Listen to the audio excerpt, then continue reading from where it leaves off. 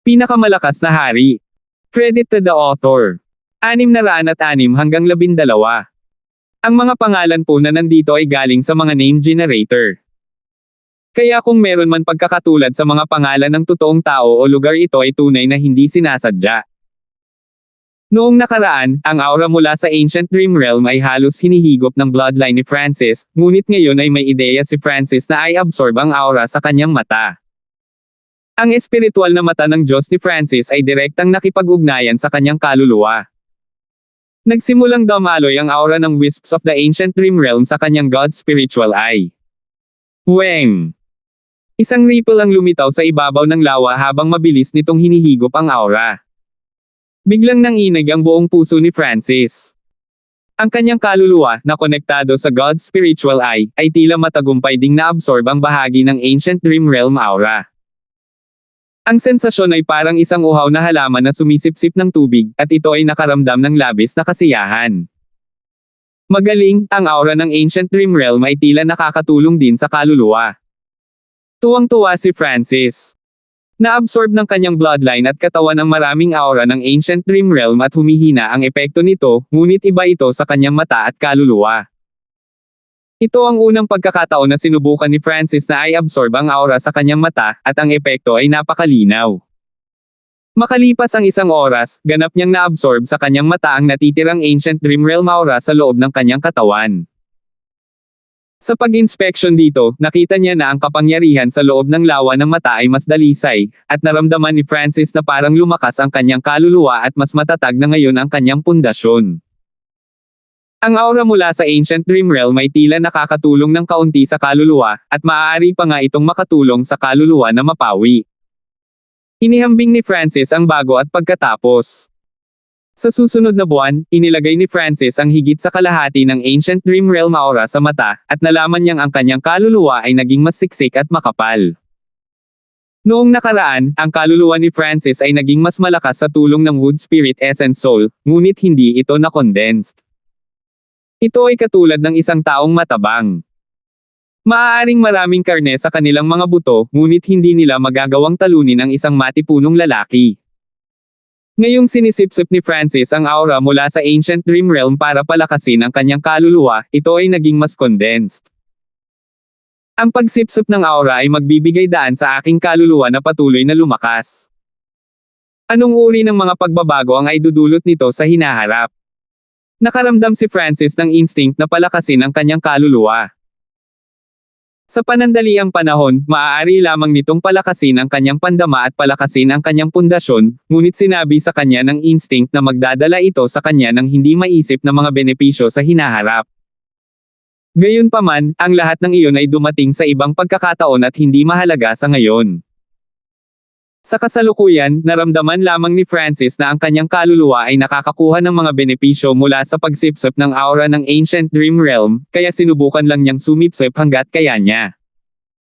Pagkalipas ng 2 buwan, ang kaluluwa ni Francis ay tumaas ng mabilis.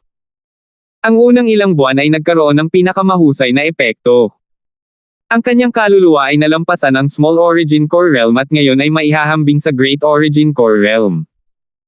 Ito ay lubhang condensed. Higit pa rito, naramdaman ni Francis na parang ang kanyang kaluluwa ay may hindi maipaliwanag na pakiramdam dito. Pero isang bagay ang sigurado, ang kanyang kaluluwa ay mas makapal at mas condensed kaysa dati, at ang aura nito ay mas malapit sa pinagmulan. Ang pinakamalaking pagkakaiba ay ang pagiging sensitibo ni Francis sa Heaven Earth Yuan Chi at ang kanyang pangunawa sa Purple Destruction Wind Lightning ay mas mahusay kaysa dati. Lumipas ang oras sa paglalakbay. Sa isang kisap mata, kalahating taon na ang lumipas. Ang paglalakbay sa nakalipas na kalahating taon ay naging lubhang maayos. Ang dalawang bise-kapitan, sina Lourdes at Lennon, ay gumawa ng mga panloob at panlabas na gawain ayon sa pagkakabanggit. Miyaw-miyaw. Ang maliit na pasang magnanakaw ay paminsan-minsan ay tumalon sa kubyerta at naghagis ng ilang lumang barya sa hangin bago ituro ang isang bagong direksyon. Si Lennon at Lourdes ay hindi nang ahas na sumalungat sa panghuhula ng maliit na pasang magnanakaw. Sa loob ng kabin ng kapitan, nalaman ni Francis na, sa tuwing ang maliit na pasang magnanakaw ay nagbabago ng direksyon, ang pakiramdam ng panganib sa kanyang kaluluwa ay humihina ng kaunti. Ang maliit na paws ang magnanakaw ay tila may mahiwagang kakayahan upang maiwasan ang panganib at makahanap ng kapalaran. Napaisip si Francis. Makalipas ang isang oras, nag-anunsyo siya, magtipon kayo sa discussion hall. Sa loob ng discussion hall, lumitaw lahat sina Francis, Lennon, Lourdes, at ang Skeletal Division Leader. Ang mga ganitong uri ng talakayan ay napakabihirang, at ang iba ay tumingin kay Francis. Bilang kapitan, ang bawat desisyon niya ay maaaring makaapekto sa kapalaran ng lahat ng naruroon. Ang aura ni Francis ay naging hindi maarak. Hindi ko siya makita ngayon. Ininspeksyon ng Skeletal Division Leader ang master nito. Kung masasabing alam pa rin ng Skeletal Division Leader ang mga katangian ni Francis kalahating taon na ang nakakaraan, hindi na ngayon. Ang casual na aura lamang na nagmumula kay Francis ay nagdiin kay Lennon at sa Skeletal Division Leader. Ang panggigipit na ito ay hindi lamang nagmula sa kanyang estado ng pag-iral. Nagmula rin ito sa kanyang kaluluwa. Ang estado ng pag-iral at kaluluwa ng batang kapitan na ito ay parehong nalampasan ang akin. Huminga ng malalim si Lennon. Kailangang malaman ng isa na ang kanyang cultivation ay halos nasa peak small origin core realm, at nalampasan niya ang Skeletal Division Leader sa mga tuntunin ng cultivation. Guro, mukhang natugunan mo ang lahat ng kinakailangan upang subukang magtagumpay sa origin core realm. Bulalas ng Skeletal Division Leader. Pambihirang tagumpay sa origin core realm. Nanginig ang puso ni Lourdes. Ang batang kapitan na ito ay 21 taong gulang lamang at natugunan na ang lahat ng kinakailangan upang magtagumpay. Tama. Isa iyon sa mga dahilan kung bakit ko kayong lahat pinatawag dito ngayon. Tumango si Francis at hindi sumang-ayon. Ang kanyang estado ng pag-iral ay papalapit na sa limitasyon ng Great Origin Core Realm, at ang kanyang soul power ay maihahambing din sa Great Origin Core Realm dahil ito ngayon ay mas condensed kaysa dati. Sa mga tuntunin ng pag-unawa, naunawaan niya ang 40 hanggang 50% ng Purple Destruction Wind Lightning. Ang kanyang lakas ay tumaas ng husto kumpara sa kanyang lakas pabalik sa 2-star battlefield.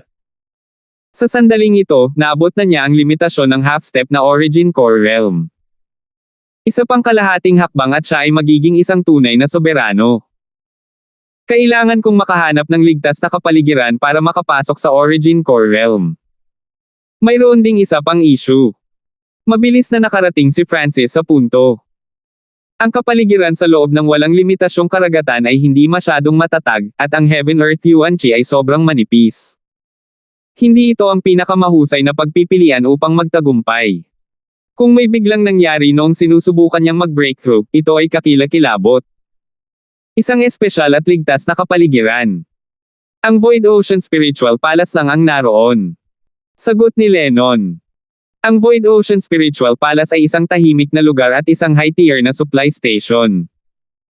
Kahit na ang 2-star na sekta ay hindi nang ahas na sakta ng Void Ocean Spiritual Palace. Good. Sa nakalipas na kalahating taon, ang lakas ng mga sinumpaang ghost corpses ay papalapit na sa kalahating hakbang na Origin Core Realm, at ang aking cultivation ay nagkaroon din ng bottleneck, kaya lahat tayo ay nangangailangan ng ilang bihirang mapagkukunan. Napailing ang Skeletal Division Leader. Tumango si Lourdes bilang pagsang-ayon, ang Void Ocean Spiritual Palace ang pinakaligtas na supply point, at kailangan ding bumili ng mga sailors. Ang Blue Lightning Siskai ship ay nangangailangan din ng ilang materyales para palakasin at ayusin ito. Ang mungkahi ay sinangayunan ng lahat at lahat sila ay nasa sabik. Pagkatapos ng lahat, ito ay lubhang nakakabagot na walang ginawa kundi ang maglakbay sa barko. Captain, ano ang isa pang mahalagang issue? Nagtataka na tanong ni Lennon. Ang pagpasok sa Origin Core Realm ay isa lamang sa mga dahilan niya para pumunta sa Void Ocean Spiritual Palace. Ito ay tungkol sa Spiritual Zone Teleportation Array. Nagsalita si Francis sa isang solemn na tono. Spiritual Zone Teleportation Array. Naunawaan ni Lennon pagkatapos pag-isipan ito. Ang paglalakbay sa True Martial Sacred Land ay napakahaba. Kailangan natin ng 5 o 6 na taon para maabot ang True Martial Sacred Land sa ating kasalukuyang bilis. Masyadong mahaba ito. Nagpatuloy si Francis. 5 o 6 na taon. Hindi naman ganoon katagal.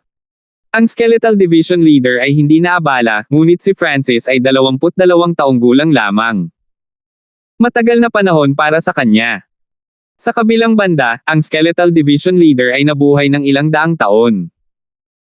May teleportation array sa bawat Void Ocean Spiritual Palace na maaaring magpadala ng mga tao mula sa isang Void Ocean Spiritual Palace patungo sa isa pa. Maaari din itong magpadala ng mga tao sa True Martial Sacred Land, ngunit napakahirap para sa mga hindi miyembro ng Sacred Lands na gamitin ito. Medyo alam ni Lennon ang tungkol dito, at alam ni Francis ang kahirapan. Sa Thousand Floang Islands Zone, humingi siya ng tulong sa dalawang henyo mula sa Sacred Lands, ngunit ayaw siyang tulungan nina James at Willie. Lennon, galing ka sa isang sekta na may 2.5 bituin. Wala na bang paraan? Si Francis ay hindi naniniwala na walang posibilidad. Talagang 1 toneladang tao ang gustong pumunta sa True Martial Sacred Land. Sa 5 Mountain Islands Zone, kung magtatanong ang isang Void God Realm expert, maaaring pumayag ang Void Ocean Spiritual Palace Lord. Sagot ni Lennon. Tuwang-tuwa si Francis. Galing sa 2.5 bituin na sekta, si Lennon ay talagang may kaalaman. Ngunit pumasok na tayo sa isang bagong island zone. Mayroon bang ibang paraan? Ang mga mata ni Francis ay dumapo kay Lennon ng may pag-asa. Ang kanilang oras ng paglalakbay ay mababawasan ng husto kung magagamit nila ang Spiritual Zone Teleportation Array. Kasabay nito, mababawasan din nito ang banta mula sa Pursuit of Death. Captain, ipaubaya mo ito sa akin. May aalamin ako pagdating natin sa susunod na Void Ocean Spiritual Palace. Kumislap ang mga mata ni Lennon. Pumayag naman siya. Tumango si Francis. Si Lennon ay isang may kakayahang tao. Siguro makakahanap talaga siya ng breakthrough point. Makalipas ang kalahating buwan, pumasok ang Blue Lightning Sky ship sa gitna ng isang bagong island zone, ang Eternally Sealed Islands Zone. Captain, malapit na tayo sa pinakamalapit na Void Ocean Spiritual Palace. Sabi ni Lourdes. Pagkalipas ng ilang oras, lumitaw ang isang bola ng asul na liwanag, na nag-aalis ng ambon ng walang limitasyong karagatan. Ang ibabaw ng ilang bulwagan at palasyo ay makikita sa loob ng asul na bola ng liwanag. Whoosh! Mabilis na dumaan ang barko sa barrier at nakarating sa harap ng Void Ocean Spiritual Palace. Ang Void Ocean Spiritual Palace ay isang institusyon na kumalat sa lahat ng dako. Ang bawat zone ng isla ay may isa, at sila ay higit sa lahat ay pareho. Inalis ni Francis ang barko, at hawak ng mga tripulante ang kanilang Void Ocean Token habang papasok sila sa Void Ocean Spiritual Palace. Ang Void Ocean Token ay maaaring gamitin sa alinmang Void Ocean Spiritual Palace. Naghanap muna sila ng hotel pagkapasok nila. Si Lennon, ang Skeletal Division Leader, si Lourdes, at ang iba pang mga marino ay umalis ng mag-isa. Sa kanila, si Lennon ang may pananagutan sa pag-alam tungkol sa Spiritual Zone Teleportation Array. Ang Skeletal Division Leader ay naghahanap ng mga bagay para sa Ghost Corps Cursed Array at ilang mapagkukunan para sa sarili nitong bottleneck. Si Lourdes ang may pananagutan sa paghahanap ng mga materyales na kailangan para sa barko, at si Kapitan Francis ay gumagawa ng mga huling paghahanda upang magtagumpay. 607.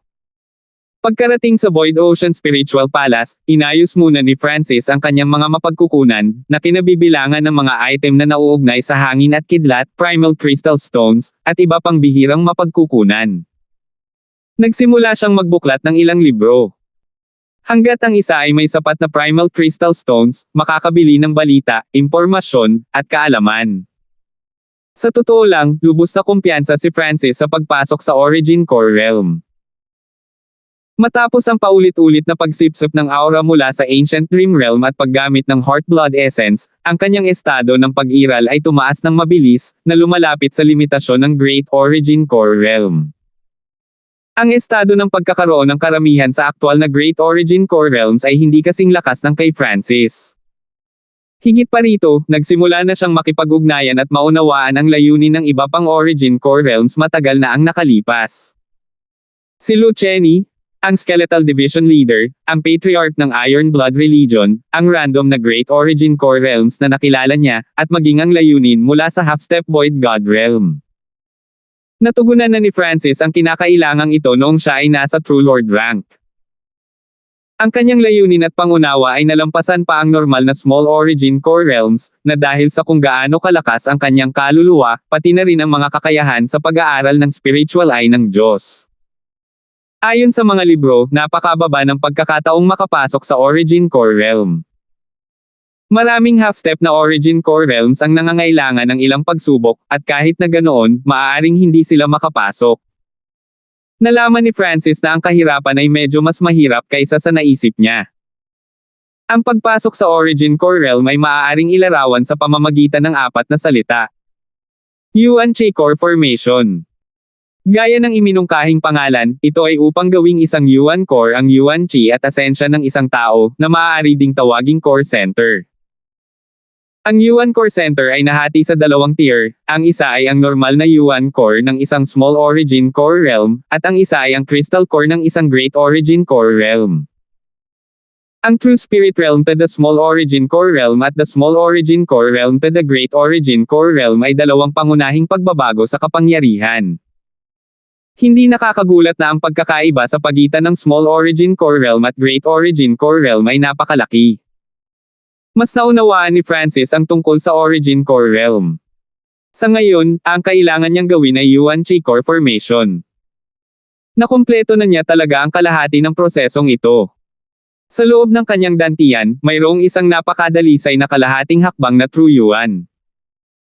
Sinadya ni Francis na pabagalin ang kanyang bilis ng conversion nang makapasok siya sa kalahating hakbang na Origin Core Realm at pinagsama ang layunin ng Purple Destruction dito. Sa mga tuntunin ng kapangyarihan at pag-unawa, ang kalahating hakbang na True Yuan ni Francis ay mas malalim kaysa sa ilang tunay na sovereigns. Sa makatuwid, ang kalahating hakbang na True Yuan ni Francis ay may napakataas na kalidad, at naglalaman ito ng mga batas ng hangin at kidlat. Ang aura ng Ancient Dream Realm ay gumanap din dito, at ang Purple Destruction Wind Lightning ay mas malapit sa pinagmulan nito. Ang aura ng pagkasira nito ay nalampasan ng Wind Lightning Emperor noong nasa ganitong antas siya. Sa katotohanan, ang half-step na True Yuan ni Francis ay mas malakas na kaysa sa True Yuan ng ilang Small Origin Core Realms. Siyempre, ang kapangyarihan ay kapangyarihan, ngunit hindi iyon nangangahulugan na ang dalawa ay kinakailangang nasa parehong antas. Makalipas ang kalahating araw. Magsimula na tayo. Nabasa ni Francis ang lahat ng mga teorya at ngayon ay opisyal na susubukan na magtagumpay. Sa loob ng kanyang dantian, ang pinagmumula ng kapangyarihan ay ganap na lila at malagkit. Iyon ay kalahating hakbang na True Yuan. Umupo si Francis at inilipat ang enerhiya sa kanyang buong katawan habang pinipiga niya ang lahat ng kanyang potensyal. Nagsimulang mag-ipon ang mga surge ng purple liquid sa kanyang dantian. Natakot si Francis sa kanyang mga aksyon. Hindi niya napagtanto na ang kanyang katawan ay may napakaraming potensyal, na dahil ang kanyang estado ng pag-iral ay lumakas ng husto mula sa aura ng Ancient Dream Realm. Ang kulay lila na likido ay kasing kapal ng konji, at nagsimula itong mag-compress pagkatapos masipsip ang essence mula sa buong katawan. Yuan Chi Core Formation. Ito ay isang mabagal at mahirap na proseso na nangangailangan ng buong atensyon. Lumipas ang araw-araw. Pagkaraan ng 10 araw, ang kulay lila na pinagmulan sa loob ng kanyang dantian ay nagkaroon ng mga palatandaan ng pagpatuyo. Napakabilis. Nagulat si Francis. Ayon sa mga libro, ang prosesong ito ay karaniwang tumatagal ng 2 buwan, at kung hindi ito maaaring maging isang core center, sa halip ay masasaktan ng kapangyarihan ang katawan. Pagkatapos ng lahat, ito ay isang malaking hakbang mula sa pinagmulan ng tunay na espiritu tungo sa isang core center. Anumang maliit na pagkakamali ay maaaring mangahulugan ng kabiguan. Sa sandaling ito, ang kay Francis ay 4 o 5 beses na mas mabilis kaysa karaniwan. Mukhang tiyak na makakalusot ako. Ngayon kailangan ko lang makita kung gaano katibay ang pundasyon ko pagkatapos masira. Kumislap ang mga mata ni Francis. Noong nakaraan, nang makapasok siya sa True Lord rank, ang kanyang pundasyon ay napakatibay na, kaya tumalon siya diretso sa early stage na True Lord rank, lumampas sa simulang yugto. Ito ay pareho ngayon. Ang pundasyon ni Francis ay madaling nalampasan ang mga panimulang yugto ng Small Origin Core Realm. Pagkaraan ng isa pang 4 o 5 araw, ang sentro ng pinagmumula ng tunay na espiritu ni Francis ay halos ganap na natuyo at pinagsama. Gayunpaman, ang bahaging natuyo ay umabot lamang ng 10 bahagi ng kabuoang lugar. Sa sandaling ito, ang pinagmumula ng kapangyarihan ni Francis ay napino sa limitasyon. Ang sentro ng pinagmumula ng tunay na espiritu ay teknikal na natuyo. Kung magpapatuloy ito sa bilis na ito, ang lahat ay matutuyo sa loob ng 10 araw. Naramdaman ni Francis na ito ay masyadong maayos. Ang mas nakakagulat, mayroong isang mahinang halaga ng True Yuan na nagmumula sa tuyong lugar. Ito ang totoo, kumpletong True Yuan at hindi ang half-step na True Yuan. Hindi lamang natuyo ang sentro ng pinagmula ng tunay na espiritu, ang mga butil ng purong True Yuan ay nagsisimula ng tumulo. Ang mga butil ng True Yuan na ito ay malakristal na lila, at mayroon silang mahiwagang mga ukit na naglalaman ng pangunawa ni Francis sa hangin at kidlat. Higit pa rito, ang mga ukit na ito ay nagdulot ng isang malakas na pag-akyat ng pagkasira. Nagsimula na akong bumuo ng True Yuan. Karaniwang nangyayari iyon sa sandaling malapit ng magtagumpay ang isa. Bahagyang natulala si Francis. Masyadong mabilis ang lahat. Higit na nalampasan nito ang nabasa niya sa mga libro. Masyadong mabilis ang bilis na ito. Bahagyang nabahala si Francis. Tama yan. Isang ideya ang biglang lumitaw sa isip ni Francis, maaari kong pabagalin ang bilis ng pag-compress ng aking kalahating hakbang na True Yuan at sumanib sa ilang aura mula sa Ancient Dream Realm. Ang pagpapabagal sa bilis ng pag-compress sa kanyang Yuan Qi ay nangangahulugan ng pagbaba ng lakas ng kanyang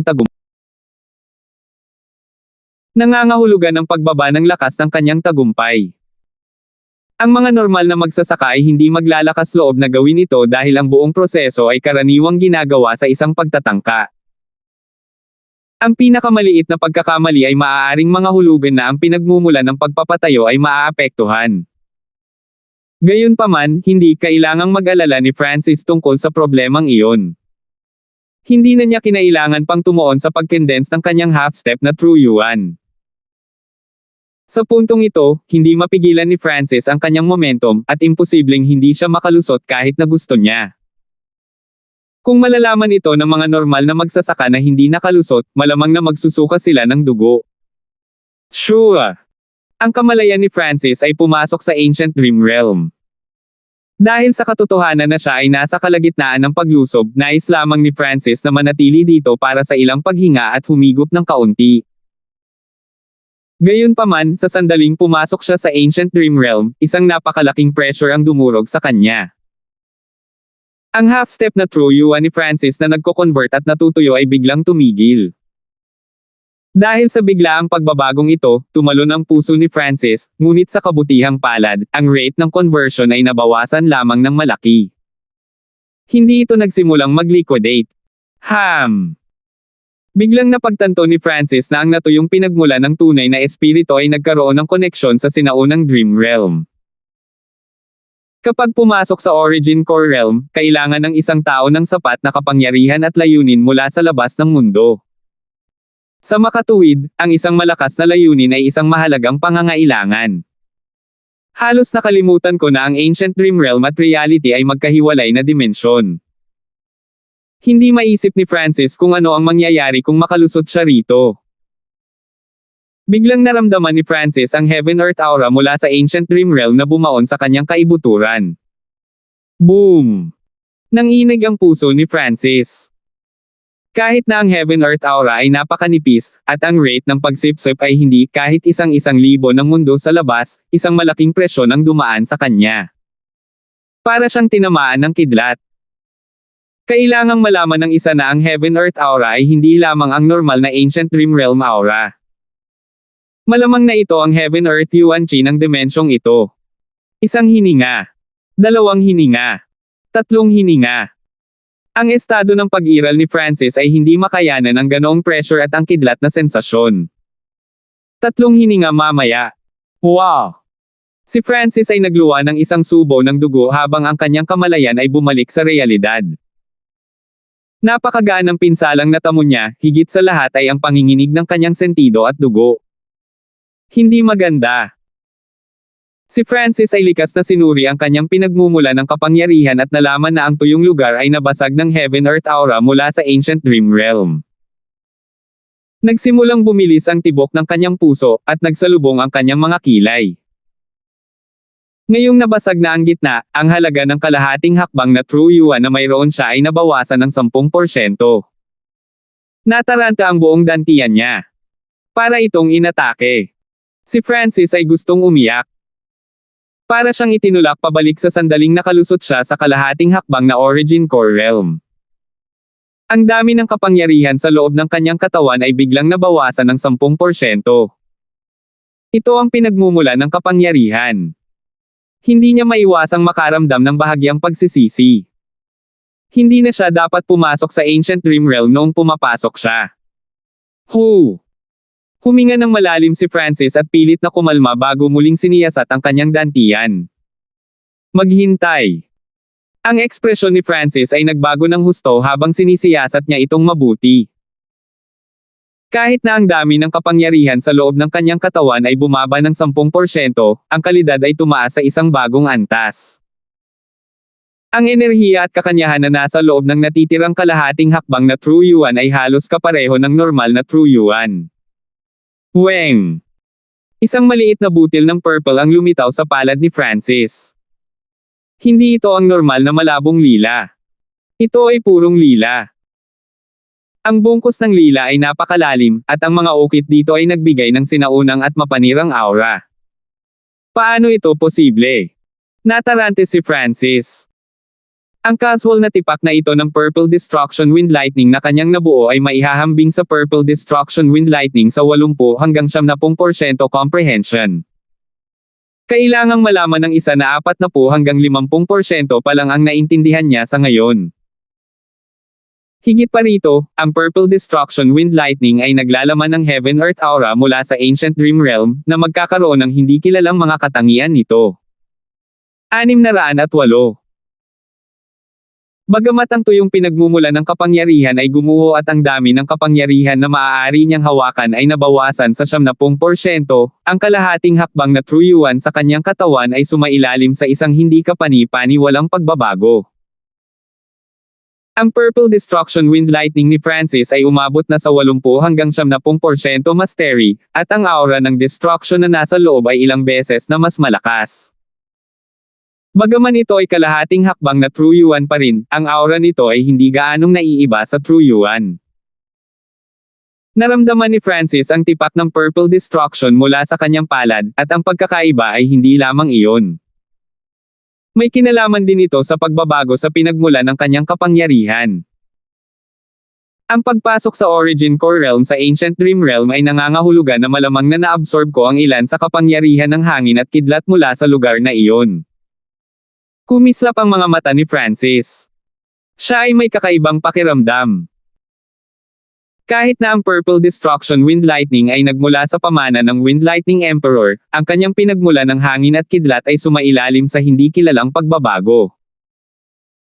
Kahit na ang Wind Lightning Emperor ay malamang na hindi alam kung anong uri ng landas ang tatahakin ni Francis sa kalsada ng Wind Lightning.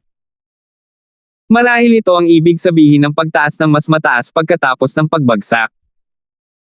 Nalaman ni Francis na, kahit na ang dami ay bumaba ng 10%, lahat ng iba pa ay nagbago ng husto. Magsimula tayo ulit. Umupo si Francis at ipinalibot ang kanyang enerhiya. Ang aksidente kanina ay naging dahilan upang mabaigo ang kanyang orihinal na maayos na proseso, ngunit si Francis ay hindi nakaramdam ng pagkatalo. Sa halip, sinimulan na lang niya ang proseso ng paglusot muli. Nagsimulang magtipon ng kulay purple na pinagmulan sa loob ng kanyang dantian at ang nakakatakot na aura nito. Maaari lamang itong magtipon. Walang kakayahan si Francis na i-compress ito. Pagkatapos ng pagbabago, ang kalahating hakbang na True Yuan ay naging napakataas, at ang kapangyarihan nito ay ilang beses na mas malakas kaysa sa True Yuan ng isang normal na Origin Core Realm. Makalipas ang kalahating araw, nagsimulang matuyo ang lilang pinagmulan. Napakabilis. Napatalon si Francis sa takot. Pagkatapos ng pagbabago, ang kalidad ng pinagmulan ay naging masyadong malakas. Nalampasan nito ang mga inaasahan ng orihinal na Wind Lightning Emperor na mana. Naghinala si Francis na ang kanyang pinagmumulan ng kapangyarihan ay umabot na sa True Yuan level. Kung hahayaan niya lang itong lumamig saglit, automatiko itong matutuyo kaagad. Makalipas ang kalahating araw, nagsimulang mag-compress ang source ni Francis sa isang core center na kasing laki ng bean. Ang core center ay isang madilim, kumikinang na lila. Matagumpay akong nakabuo ng core center. Bahagyang natulala si Francis. Ang buong proseso ng pagbuo ng kanyang core center ay natapos sa isang hakbang. Boom! Sa sandaling nabuo ang core center, nagsimulang maglakbay ang enerhiya at diwa ni Francis sa buong katawan niya. Kasabay nito, ang mga lilang ulap ay nagsimulang magtipon at mabuo sa itaas ng silid ni Francis, at ang nakakatakot na kidlat ay bumalot sa lahat sa loob ng 1 milya. Ang mga aura ng hangin at kidlat ay bumuo ng isang nakakatakot na presyon, at lahat ng tao sa hotel ay nanginginig ng hindi mapakali. Anong malakas na hangin at kidlat? Mayroon ding aura ng pagkasira. Mukhang may pumasok sa Origin Core Realm. Buntong hininga, bulalas, at paghanga ay nanggaling sa hotel. Ang radius ng layunin ng sovereign na ito ay hindi malaki, ito ay talagang mas maliit kaysa sa karamihan, ngunit ang pressure ay halos maihahambing sa isang Great Origin Core Realm. Ang aura ng sovereign na ito ay hindi pangkaraniwan. May iba pang mga sovereign sa hotel, at naranasan din nilang makapasok, ngunit ang aura mula sa core center na ito ay naging dahilan upang maging sila ay hindi mapalagay. Sa loob ng silid. Origin Core Realm. Matagumpay ba akong nakalusot? Ngunit, ang core center na nakondense ko ay mas maliit kaysa sa mga normal na sovereigns. Bulong ni Francis. Sa katunayan, ang core center na kanyang condensed ay mas maliit ng halos kalahati kumpara sa isang normal na core center sa mga libro. Nangangahulugan ito na ang cultivation ni Francis ay nasa mga unang yugto lamang ng Small Origin Core Realm, ngunit mula sa aura at lakas na nararamdaman niya, dapat itong mas malakas kaysa sa middle stage na Small Origin Core Realms.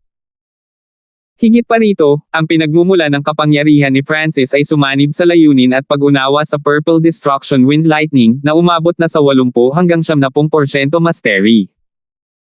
Sa makatuwid, ang aura mula kay Francis ay malabo. Ito ay tila isang maagang yugto na Small Origin Core Realm at isang middle stage na Small Origin Core Realm sa parehong oras. Makakalusot ako sa middle stage na Small Origin Core Realm hanggat lumaki ang aking core center. Hindi rin masyadong malayo sa akin ang late stage na Small Origin Core Realm. Nagpakawala ng mahabang hininga si Francis at dahan-daang itinago ang kanyang aura. Pagkatapos ng pagbagsak, ang kanyang pinagmumula ng kapangyarihan ay naging lubhang dalisay. Kahit na mabilis na nakalusot si Francis, wala sa kanyang True Yuan ang nailabas. Nangangahulugan ito na, kapag itinago niya ang kanyang tunay na aura, tila siya ay nasa unang bahagi pa lamang ng Small Origin Core Realm. Congratulations sa pagpasok sa Origin Core Realm, Master. Binabati kita sa tagumpay, Kapitan. Dumating na ang Skeletal Division Leader, Lennon, Lourdes, at ang kumpanya at naghihintay sa labas ng silid. Ang mga soberanya ay mga pinakamataas na bilang sa ilang normal na isla, at sila ay itinuturing na mga eksperto sa walang limitasyong karagatan na sasalubungin ng may paggalang. Bahagyang ngumiti si Francis at naglakad palabas ng silid.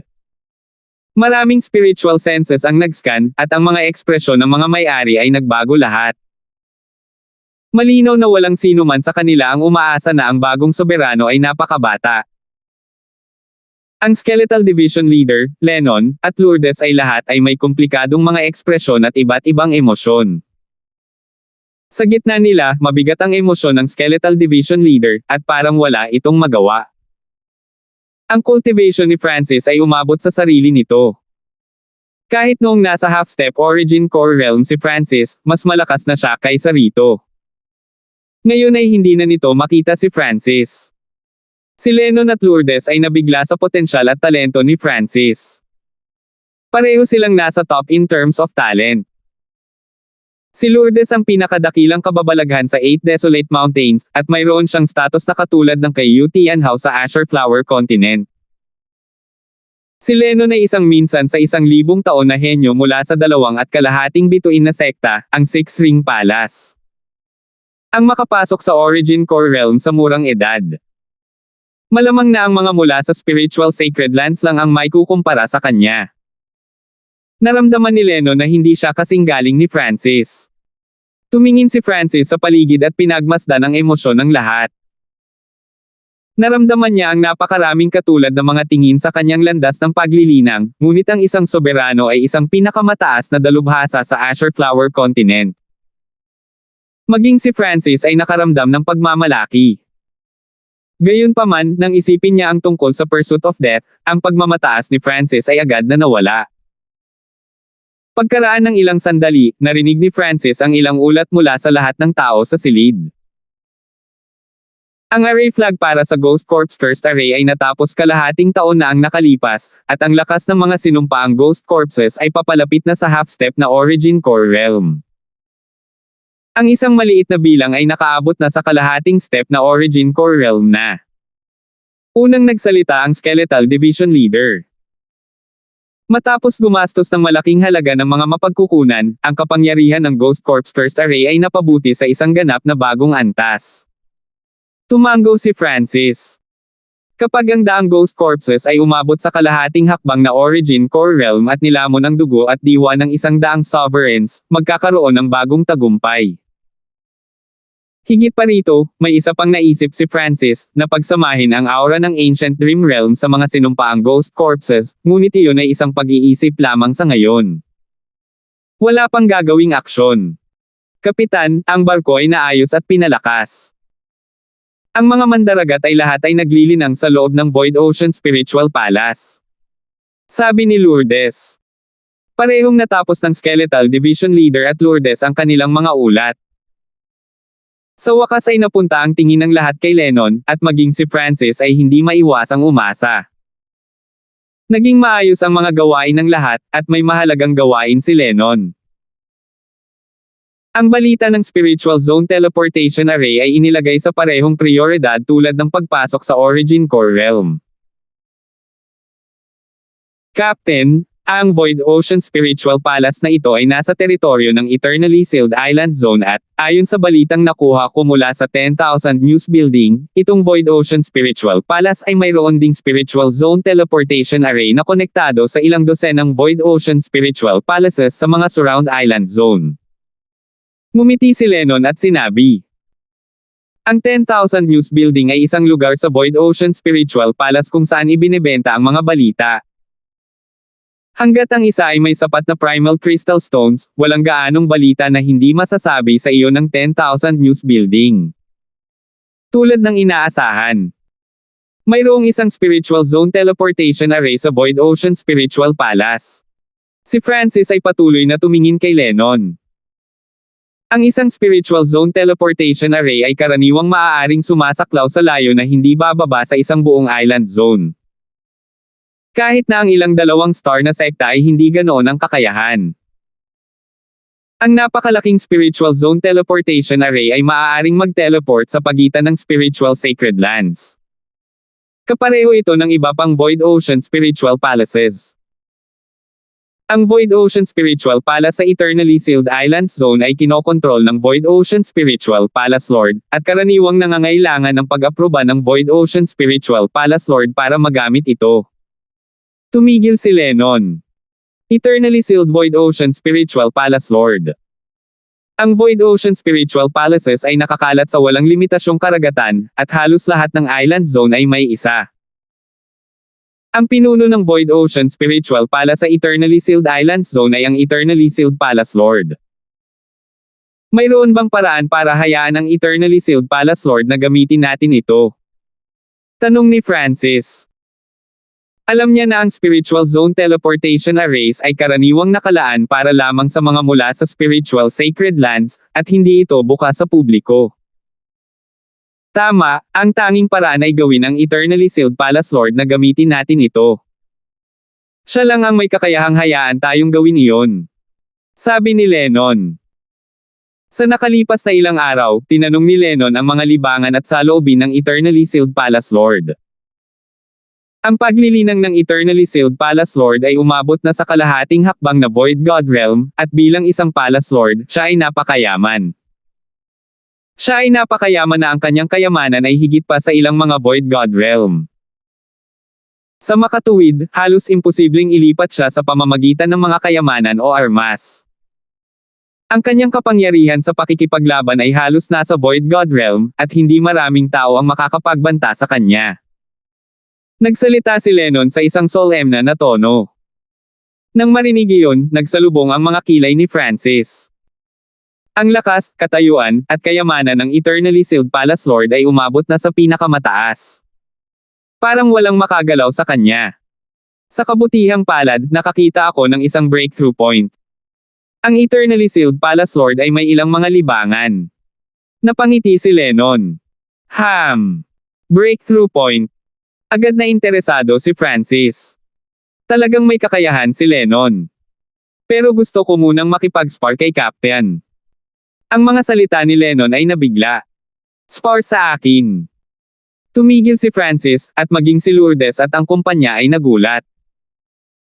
Kailangan kong maunawaan ang lakas ni Captain para makagawa ng breakthrough sa Eternally Sealed Palace Lord.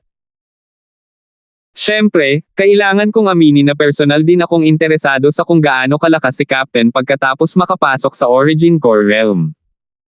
609. Si Lennon ba? Hinahamon ang kapitan. Ang Skeletal Division Leader, si Lourdes, at ang kumpanya ay hindi maiwasang magpakita ng interes.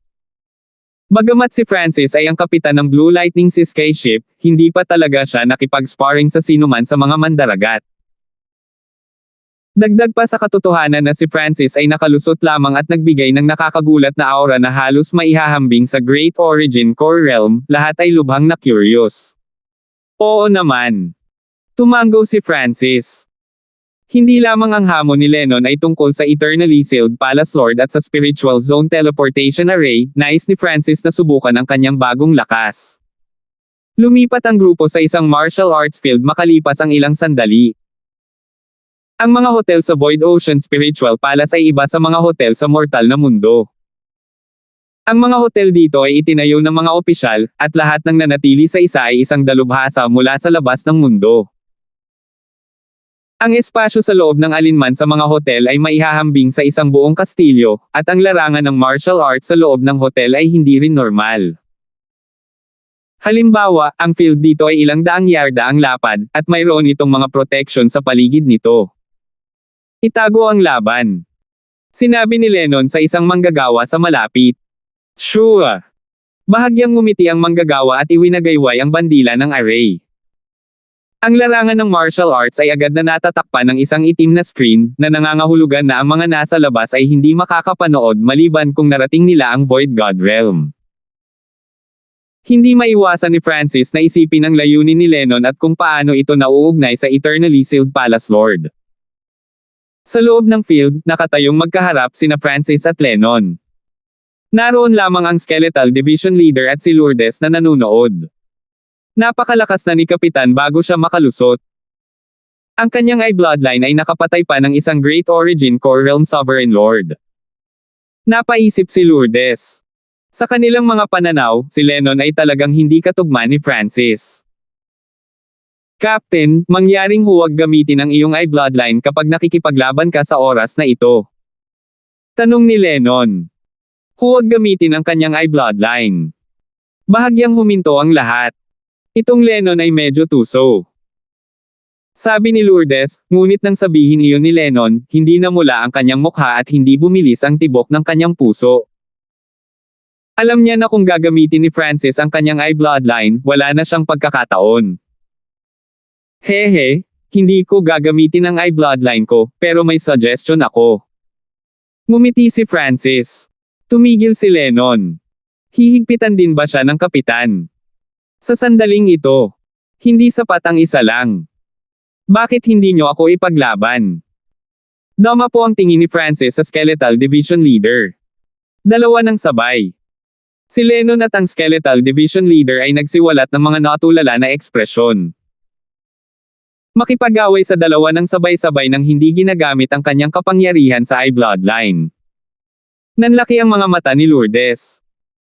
Bago sila pumasok sa walang limitasyong karagatan, lubos na umasa si Francis sa Skeletal Division Leader. Nang hindi ginagamit ang kanyang eye bloodline, si Francis ay hindi kasing lakas nito. Zizi. Master, gusto mo bang awayin tayong dalawa ng sabay? Hindi mo ba iniisip na masyado kang kumpiyansa? Kumpiyansa na naglakad ang Skeletal Division Leader. Dalawang late stage na Small Origin Core Realm Aura ang agad na kumalat sa field. Bilang karagdagan, ang Skeletal Division Leader at si Lennon ay parehong mas malakas kaysa sa normal na late stage na Small Origin Core Realms.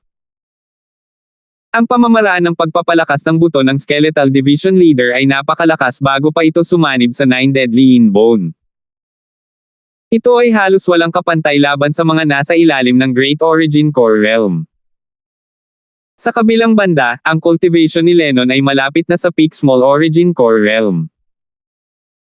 Bilang isang beses sa 1,000 taon na henyo ng Six Ring Palace, ang kanyang kapangyarihan sa pakikipaglaban ay napakahusay din. Simulan.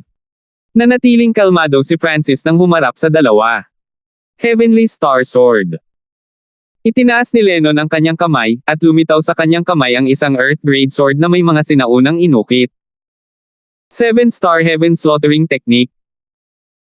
Ang Heavenly Star Sword ni Lennon ay nanginginig, at ang makikinang na sinag ng liwanag ng espada ay bumaril patungo kay Francis na parang mga meteorite. Napakalalim ng pamamaraan ng espada. Tinatawag niya ang kapangyarihan ng mga bituin at pinagsasama ito sa kanyang sword daw. Bulalas ng Skeletal Division Leader. Talagang karapat-dapat siyang maging isang minsan sa 1,000 taon na henyo ng Six Ring Palace. Nakamamatay na Bone Wall. Itinulak ng Skeletal Division Leader ang mga kamay nito pasulong, at daan-daang libong buto na naglalabas ng nakamamatay na apoy ang nagsimulang gumawa ng pader sa paligid ni Francis. Boom! Boom! Boom!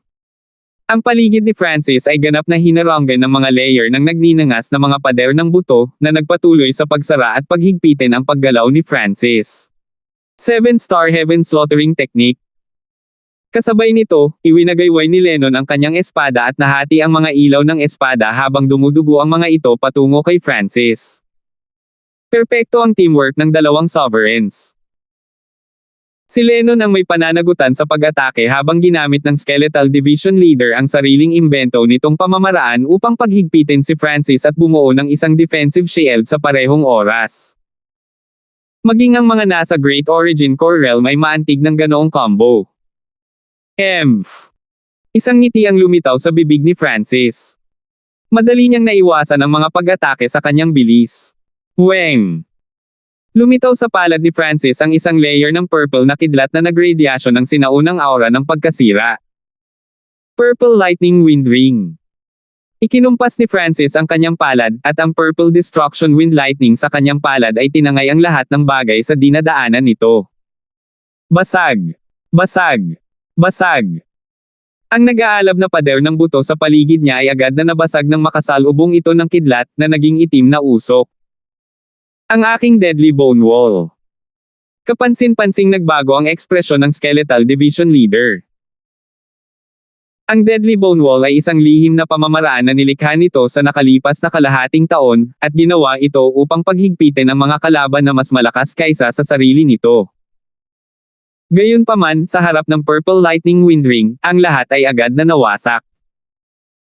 Ang pamamaraan na ginamit nito sa kalahating taon upang lumikha ay sirang tulad ng papel. Ito ay ganap na isang panig. Weng! Ilang sinag ng Purple Lightning Rings mula sa Shockwave Shot patungo sa Skeletal Division Leader. Proteksyon ng nakamamatay na buto. Naging madilim ang ginto at pilak na buto ng Skeletal Division Leader habang tinatakpan ng patong ng apoy ang katawan nito. Whoosh! Bago pa man dumating ang ring ng Purple Destruction Lightning Wind, ang apoy sa paligid ng Skeletal Division Leader ay agad na nagsimulang kumupas, at ang itim na usok ay nagsimulang bumubuga mula sa katawan ng Skeletal Division Leader habang ito ay umuungol. Bam! Bam! Bam! Ang Skeletal Division Leader ay napilitang umatras habang ito ay napabulala sa pagkabigla, ang aking pamamaraan sa pagpapalakas ng buto. Sa kabilang panig, ang pag-atake ni Lennon ay agad na nadurage ng Purple Lightning Wind Ring ni Francis bago pa man ito dumating. Ang Purple Lightning Wind Ring ay iba sa Ring of Lightning noon. Ang lihim na pamamaraan na ito ay lumikha ng isang whirlpool na nagsasarili. Ang Purple Lightning Wind Ring ay maaaring gamitin para sa parehong opensa at depensa. Si Francis ay nakatayong hindi gumagalaw habang ang kapangyarihan ng Purple Lightning Wind Ring ay tumitawid sa lahat ng bagay na dinadaanan nito. Ito ay tulad ng isang natural na kalamidad na dumurog sa lahat ng bagay na nakaharang sa daanan nito. Boom! Napilitan si Lennon na umatras ng 12-dosenang yarda, at itim na usok ang bumubuga mula sa kanyang katawan. May mga scorch marks na sa kanyang katauhan. Ang kanyang depensa ay hindi kasing lakas ng Skeletal Division Leader, kaya halatang nasugatan din siya ng Purple Destruction Wind Lightning. Nakamamatay na pagpapalakas ng buto. Ang Skeletal Division Leader ay naging isang nagninangas na higanteng buto, at ang bawat paggalaw at pagkilos nito ay naglalaman ng walang limitasyong kapangyarihan habang ang apoy ni nakamatayan at tin ay umuungol. Sa harap ng panggigipit ni Francis, ginamit nito ang lihim na pamamaraan nito ng walang pag-aalinlangan. Sa ilalim ng bagong estado nito, halos hindi nito maharangan ang mga singsing ng lilang kidlat. Sa kabilang panig, si Lennon ay napilitang pumasok sa isang sulok, at siya ay medyo nataranta. Ito ang lakas ni Captain. Isang simpleng hakbang lang ang nagpilit sa dalawang late stage na Small Origin Core Realm sa ganoong sitwasyon. Nanginig ang puso ni Lourdes. Si Francis ay hindi pa tunay na umaatake. Kahit na naabot na niya ang Origin Core Realm, paano siya magiging nakakatakot? Ang nag-aalab na higanteng buto na siyang Skeletal Division Leader ay nagsimulang manigarilyo. Ang kapangyarihang nasa loob ng Wind Lightning Ring ay ilang beses na mas dalisay kaysa bago si Francis ay pumasok, at ang mapangwasak na aura na nakapaloob sa loob ay mas dalisay at kondensado kaysa dati. Ang Skeletal Division Leader at si Lennon ay napilitan na sa ganitong sitwasyon ng walang anumang pag-asang lumaban. Hehe, dito na matatapos. Napangiti si Francis nang mawala ang mga singsing ng Purple Destruction Wind Lightning. Sure! Isang after image ang naiwan habang ang kanyang figure ay kumikislap sa hangin na parang multo. Ang spiritual senses ng dalawang sovereigns ay hindi naramdaman ang paggalaw ni Francis. Talim ng lila na pagkasira. Isang manipis na talim na naglalabas ng purong destruction. Whoosh! Napasigaw ang Skeletal Division Leader habang ang isang braso nito ay pinutol ni Francis. Guru, pakiusap. Halos malaglag ang kaluluwa ng Skeletal Division Leader. Sa napakalakas na estado ng pagtatanggol, ito ay tinadtad pa rin ng kasing dali ng labanos. Pang! Muling gumalaw ang figure. Hindi maganda. Kapansin-pansing nagbago ang ekspresyon ni Lennon nang lumitaw ang isang multo sa likuran niya. Bago pa niya magawa ang anumang bagay, isang simpleng suntok na tila naglalaman ng kapangyarihan ng isang hayop ang nagpalipad at umubo ng dugo. Nakakatakot ang katawan. Nasugatan niya ako gamit lang ang pisikal niyang lakas. Masyado lang mabilis. Walang magawa ang dalawang soberano. Flop! Flop! Si Lennon at ang Skeletal Division Leader ay parehong nahulog sa lupa. Ang kaibahan ay nawala ng balanse si Lennon laban sa lakas ni Francis at bumagsak sa lupa, samantalang ang Skeletal Division Leader ay nakaluhod sa lupa sa takot. Kung ngayon lang natama ng Blade of Purple Destruction ni Francis ang vitals nito, namatay na sana ang Skeletal Division Leader. Sa sandaling iyon, naramdaman pa nito ang layunin ng pagpatay na nagmumula kay Francis. Sa puntong ito, ang dalawang soberano ay nagkatinginan ng may pagkagulat. Kahit na hindi ginamit ang kanyang eye bloodline, ang lakas ni Francis ay nalampasan ang lakas ko. Kung ang lakas ko ay masyadong mahina at nawala ang halaga ko, malamang napapatayin niya ako. Nanginig ang puso ng Skeletal Division Leader. Hindi nito maisip kung gaano kalakas si Francis. Mula ngayon, ang Skeletal Division Leader ay tunay na alipin ni Francis, kapwa sa pangalan at lakas. Talagang pinutol ni Captain ang isa sa mga braso ng Skeletal Division Leader. Malaki ang pagbabago sa ekspresyon ni Lourdes. Ang kanyang cultivation ay nasa half-step origin core realm lamang, at milya-milya ang layo niya sa dalawang sovereigns. Bakit ginawa ito ni Captain? Pinilit ni Lourdes ang sarili na huminahon, at hindi nagtagal ay naunawaan niya, gusto ni Captain na gamitin ang pagkakataong ito para itatag ang kanyang dominasyon, at si Lennon ay isang bagong subordinate na maaaring hindi ganap na sumunod sa kanya. Sa kabilang banda, gusto rin niyang bigyan ng babala ang Skeletal Division Leader na huwag mag-isip ng anumang hindi kinakailangang pag-iisip. 610. Sa loob ng proteksyon na hanay ng larangan ng martial arts, ang nagwagi sa pagitan ng tatlong sovereign ay napagpasyahan sa loob ng isang iglap. Pinigilan ni Lennon ang pagkabigla sa kanyang puso habang siya ay mapait na ngumiti. Bago ito, nag-iingat lamang siya kay Francis dahil sa I-bloodline ng huli, ngunit napatunayan ng katotohanan na, kahit na hindi ginagamit ang kanyang I-bloodline, si Francis ay hindi isang taong maaaring labanan ng Small Origin Core Realm. Ang kombinasyon ng dalawang late-stage na Small Origin Core Realms ay wala sa harap ni Francis, at ang Skeletal Division Leader ay nawalan pa ng braso sa kabila ng pagiging nasa nag-aalab nitong Bone Giant State. Ang lakas ni Francis ay madaling nalampasan ang lakas ko. Kahit na wala ang Dark Heart Seed, wala na akong pagkakataon laban sa kanya. Puno ng takot ang mga mata ng Skeletal Division Leader. Habang lumalaki ang pagkakaiba sa pagitan ng dalawa, natakot ang Skeletal Division Leader na ang halaga nito kay Francis ay liit ng liit at baka itapon ito ni Francis. Ilang sandali pa ay bumalik na ang grupo sa kanilang silid. Ang Skeletal Division Leader ay pumasok sa 10,000 Ghost Pearl para makabawi. Lennon, paano nauugnay ang sparring natin sa tagumpay sa Eternally Sealed Palace Lord? Tanong ni Francis. Captain, ganito, ayon sa pagkakaalam ko, ang Eternally Sealed Palace Lord ay may libangan, at iyon ay ang manood ng mga laban sa arena. Mananatili siya doon ng mahabang panahon at magsusugal. Paliwanag ni Lennon. Nang marinig iyon, nagulat si Francis. Ang isang Void Ocean Spiritual Palace Lord ay may nakakainip na libangan. Captain, baka hindi mo alam? Ngumiti si Lennon at umiling, ngunit ang mga mata ng Eternally Sealed Palace Lord ay napakatalas, at madali siyang makahanap ng mga henyo. Nakahanap siya ng maraming may kakayahan sa mga arena na ngayon ay naging kaliwat kanang braso niya. Noon, nakakita pa siya ng isang eksperto na ngayon ay naging Void God Realm King. Ang ilan sa kanyang mga kwento ay ngayon. Kaya, gusto mong pumasok ako sa arena at kunin ang atensyon ng Eternally Sealed Palace Lord at lumapit sa kanya. Hindi nagtagal ay naunawaan ni Francis, at tumango si Lennon, tama.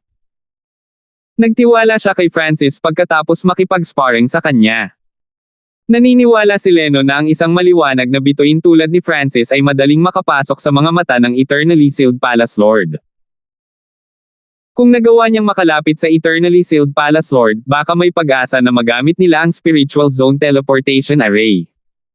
Tara na.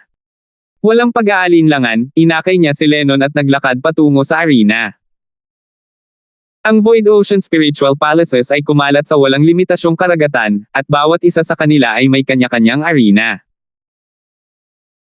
Nang pumasok si Francis, maraming mga hiyawan at hiyawan mula sa mga nakatayong stand habang ang ilang mga eksperto ay nakikipaglaban sa mga arena. Ang pinakamahinang kalahok ay nasa pinakamataas na True Lord rank at half-step Origin Core Realm.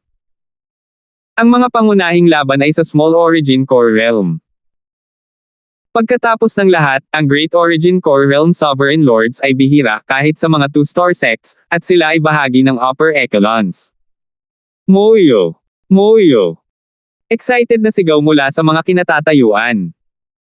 Sa pinakagitnang arena ay nakatayo ang isang matikas na lalaki na nasa likod ang kanyang mga kamay.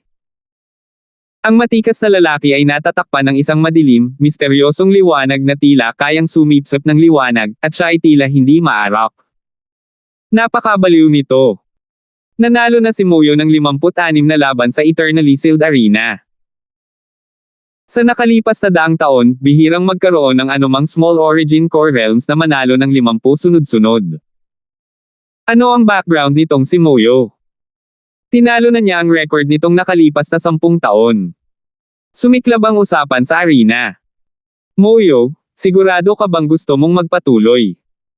Ang bawat kalaban ay mas malakas kaysa sa huli. Sabi ng isang judge sa Great Origin Core Realm. Magpatuloy.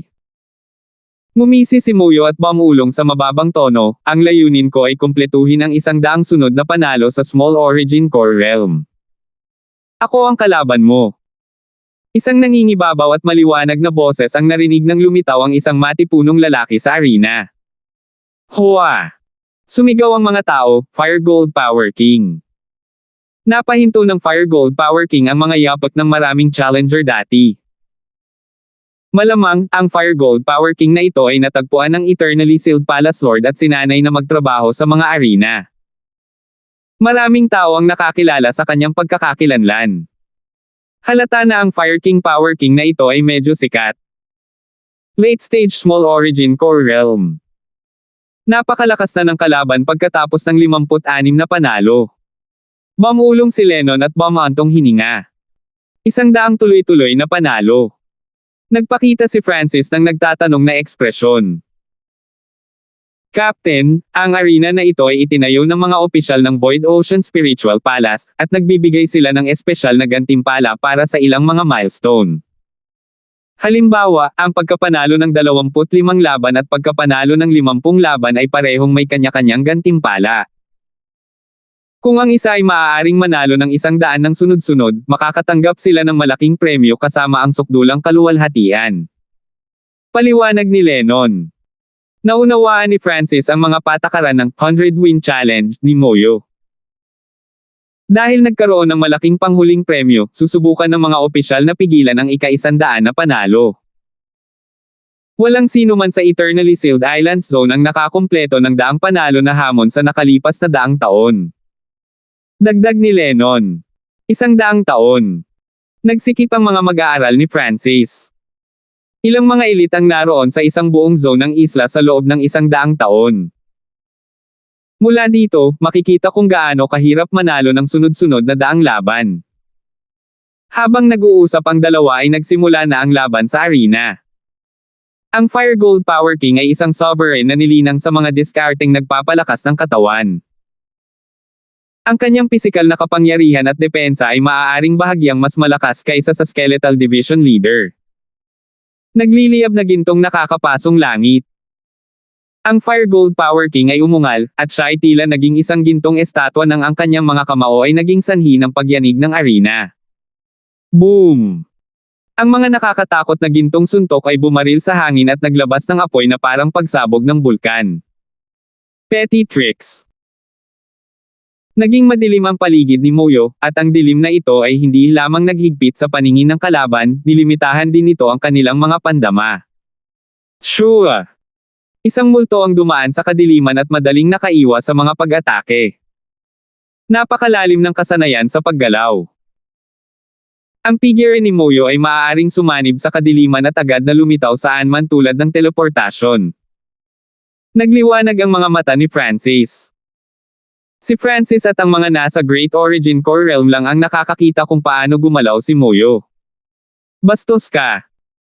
Ang kapangyarihan ng Fire Gold Power King ay nagpalabas ng gintong liwanag na tumawid sa lahat sa loob ng 20 yarda.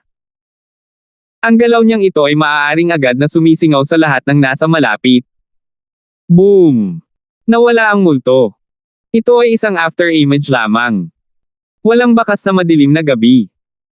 Isang misteryosong aura ang dumaan kung saan nakatayo ang Fire Gold Power King. Ding! Naglipad ang mga spark sa katawan ng Fire Gold Power King, at napasigaw siya. Arg! Walang mga palatandaan ng anumang pag-atake, ngunit isang madugong marka ang naiwan sa katawan ng Fire Gold Power King. Sa iginagalang na spectating stand. Itong Moyo ay may lumang bloodline, ang Night Shadow bloodline na bumabalik sa panahon ng 10,000 ancient races. Lumitaw sa arena ang isang lalaking nasa katanghaliang gulang na nakasuot ng lila at gininto ang damit. Halos walang nakakita sa kanyang pagdating. May naramdaman si Francis at hindi niya maiwasang tumingin sa medyo may edad na purple and golden dragon robe na lalaki. Panginoon ng palasyo na walang hanggang selyado. Palace Lord. Ang kani-kanilang mga tunog ay nagmula sa mga tinitingalang panauhin. Maging ang Great Origin Core Realm Sovereign Lords ay bumati sa Eternally Sealed Palace Lord ayon sa pagkakabanggit. Siya ang Eternally Sealed Palace Lord. Binawi ni Francis ang kanyang tingin. Sinadya niyang hindi siyasatin ang Eternally Sealed Palace Lord para maiwasang itaas ang kanyang atensyon. Pagkatapos ng lahat, ang kanyang paglilinang ay umabot sa kalahating hakbang na Void God Realm. Walang bakas na madilim na gabi. Palihim at walang tunog na mga pag-atake na nakasalansan sa katawan ng Fire Gold Power King. Boom! Kahit na napakalakas ng depensa ng Fire Gold Power King, nadagdagan pa ang mga sugat sa kanyang katawan. Nagpakita na ang Palace Lord. Ang figure ni Moyo ay sumanib sa kadiliman, ngunit nakita niya ang Eternally Sealed Palace Lord mula sa gilid ng kanyang mata at bahagyang natuwa. Madilim na gabing walang kapantay. Ang matatalim na sinag ng liwanag ay tumawid ng magkasama sa kadiliman at naglabas ng nakamamanghang kapangyarihan. Bam! Isang krus ang naiwan sa puso ng Fire Gold Power King. Arg! Ang Fire Gold Power King ay sumigaw at nagsuray-suray bago nahulog sa puddle ng dugo. Malamig na hininga ang nanggaling sa karamihan. Ito ay isang kakaibang lihim na pamamaraan ng bloodline na maaaring doble o triplehin pa ang lakas ng pag-atake. Tumalo ng puso ni Francis. Ang cultivation ni Moyo na ito ay hindi pa umabot sa late stage na Small Origin Core Realm, ngunit ang lalim ng kanyang mga diskarte ay naging dahilan ng pagkatakot ng iba sa kanya. Moyo's victory. 57 wins. Inihayag ng hukom. Ang ilan sa mga tao ay natuwa sa resulta habang ang iba ay hindi. May sugal sa bawat laban. Postahan ako na kaya ni Moyo ang 60 laban. 70 ang taya ko. Marami sa mga manunood ang naglagay ng kanilang mga taya. Ang mga kalaban ay naging mas malakas, at ang mas maraming tagumpay ang isa ay tumaya, mas mataas ang kanilang pagbabalik. Siyempre, walang nang-ahas na tumaya sa kanya ng 100 sunod-sunod na panalo. Ang kasalukuyang pagbabalik ay 1 hanggang 1,000. Isang oras pagkatapos ng pagkatalo ng Fire Gold Power King, hinamon ni Moyo ang isa pang 3 o 4 na eksperto. Ipagpapatuloy ko ang mga hamon bukas. Nakaramdam ng bahagyang pagod si Moyo at itinigil ang laban. Nakipaglaban siya sa 10 laban ngayon, at lahat ng mga kalaban ay may lakas ng isang late stage na Small Origin Core Realm. Ayon sa mga alituntunin ng daang panalo na hamon, ang naghahamon ay dapat manalo ng hindi bababa sa 10 laban bawat araw bago magpahinga, maliban kung walang sapat na tao. Paliwanag ni Lennon. Sure. Sa sandaling ito, isang miyembro ng mga opisyal ng arena ang nagpakita kay Lennon at Francis. Ang bagong dating ay isang nakatatandang Sovereign Lord na may pulang damit. Kaibigan ko, kung gusto mo, maaari kang lumahok sa pagpigil kay Moyo bukas. Nakangiti ang nakapulang nakasuot na elder habang nakatingin kay Lennon. Maaaring mangyari ito. Nagpakita si Francis ng kakaibang ekspresyon. Walang emosyong sinabi ng matanda na nakasuot ng pulang damit, bakit hindi? Ang daang panalo na hamon ay kumakatawan sa sukdulang kaluwalhatian at gantimpala. Paano ito matatanggap ng ganoon kadali? Normal lang na humingi ng tulong sa labas. Pagkatapos sabihin iyon, tumingin siya kay Lennon ng may interes. Ang cultivation ni Lennon ay malapit na sa peak Small Origin Core Realm, at halatang nakita ng taong ito ang cultivation ni Lennon at gusto niyang pigilan si Moyo. 611. Kinatawan ng mga elder ang mga opisyal ng arena. Ang kaluwalhatian ng daang panalo na hamon ay hindi madaling maangkin. Ito ay hindi lamang isang malaking kawalan sa arena sa pananalapi, ito rin ay nag-aalala sa katanyagan ng arena, at ang kahulugan ng daang panalo na hamon. Masyadong misteryoso at makapangyarihan ang bloodline ni Moyo. Hindi mataas ang tsansa kung manalo. Sabi ni Lennon. Kung ang pagkakaiba sa pagitan ng cultivation ay hindi malaki, ang bloodline at armas ay may malaking salik. Gayunpaman, ang mga armas ay itinuturing na tulong sa labas, samantalang ang mga linya ng dugo ay maaaring palakasin ang depensa, bilis, at iba pang aspeto ng isang tao. Ang ilang mga bloodline ay may mga espesyal na kakayahan. Si Moyo ay isang halimbawa. Ang bloodline ni Moyo ay mas mababa lamang sa mga bloodline ng 10,000 ancient races gaya ng kay James, at sapat na ang kanyang battle power para masira ang pagkakaiba sa cultivation. Sinuri ni Francis. Ang pagkakaibang iyon sa cultivation ay ang pagkakaiba sa pagitan ng Small Origin Core Realm at ng Great Origin Core Realm. Halimbawa, si James mula sa Sacred Lands ay nasa mga unang yugto lamang ng Small Origin Core Realm, ngunit ang kanyang lakas sa pakikipaglaban ay maihahambing sa mga unang yugto ng Great Origin Core Realm. Sa kabilang banda, ang bloodline ni Moyo ay mas mababa lamang sa 10,000 ancient races, at ang kanyang cultivation ay halos nasa late stage na Small Origin Core Realm. Mas mahusay din ang kanyang mastery sa bloodline techniques. Sa makatuwid, ang kanyang kabuoang lakas ay maaaring mas malakas pa kaysa kay James mula noon. Hehe, hindi ko inaasahan na matatalo mo si Moyo. Ang kailangan mo lang gawin ay sayangin ang kanyang true yuan at bloodline power. Tumawa ang matanda, at isang invisible na aura ang bumalot sa tatlo upang hindi marinig ng iba sa labas ang sinasabi. Nang marinig iyon, naunawaan ni Francis. Magkasunod na laban. Nagpalitan ng tingin sina Francis at Lennon na may pagtataka. Marahil ay hindi mataas ang tsansa na manalo si Lennon laban kay Moyo, ngunit kung may 2 o 3 iba pa na maihahambing kay Lennon at lumaban sila sa magkasunod na laban, maaaring iba ang resulta. Nakasaad sa mga alituntunin na ang bawat mananalo ay kailangang manalo ng 10 laban bago mabigyan ng karapatang magpahinga, maliban kung wala ng mga tao na natitira. Ano ang iniisip ng munting kaibigan?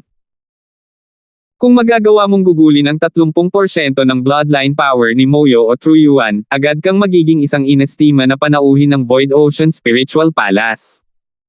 Ngumiti ang matanda at sinabi. Gumalaw ang puso ni Lennon, at tumingin siya kay Francis. Ang mga mahal na panauhin ng Void Ocean Spiritual Palace ay may maraming espesyal na karapatan, kabilang ang mga diskwento sa mga pamilihan na pag-aari ng mga opisyal. Ang pagiging isang kagalang-galang na panauhin ng Void Ocean Spiritual Palace ay hindi lamang isang titulo ng kaluwalhatian, may mga nasasalat na benepisyo. Kahit na ang ilang mga soberano ay gagawin ang lahat upang maging isa. Subukan mo. Bahagyang tumango si Francis, hinayaan si Lennon na subukan ang tubig. Deal. Bahagyang nagulat si Elder. Si Lennon, na halos nasa peak stage na Small Origin Core Realm, ay tila nakinig kay Francis. Sa mismong araw na iyon, si Lennon ay pansamantalang naging katulong ng mga opisyal.